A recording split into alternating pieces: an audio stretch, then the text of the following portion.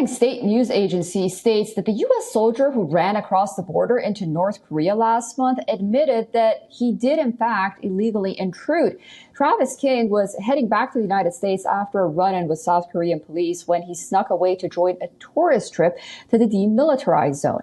U.S. officials have said that they believe King crossed the border intentionally and have declined so far to classify him as a prisoner of war. The state news agency said that King confessed that he had decided to come to North Korea as he harbored an ill feeling against inhumane maltreatment and racial discrimination in the U.S. Army. It added that King expressed his willingness to seek refuge in North Korea or a third-party country, saying that he was disillusioned by the unequal American society. After a drunken pub fight, an incident with police, and a stay in South Korean jail, Private second-class King was being taken to the airport last month to fly back to Texas.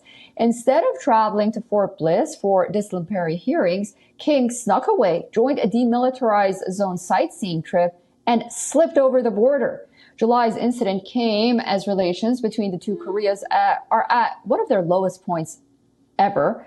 Diplomacy is stalled, and North Korean leader Kim Jong-un has called for increased weapon development, including tactical nuclear warheads. Earlier this month, the United Nations command said that North Korea had responded to efforts to discuss the case. U.S. Secretary of State Antony Blinken confirmed at the time that contact had been made with the North Koreans, adding that he still had no idea where King was or in what condition he was. The two Koreas remain technically at war because the 1950 to 53 conflict ended in an armistice, not a treaty, and most of the border between them is heavily fortified. But at a joint area, the frontier is marked only by a low concrete divider and is relatively easy to cross over, despite the presence of soldiers on both sides. Pyongyang has a long history of detaining Americans and using them as bargaining chips in bilateral negotiations.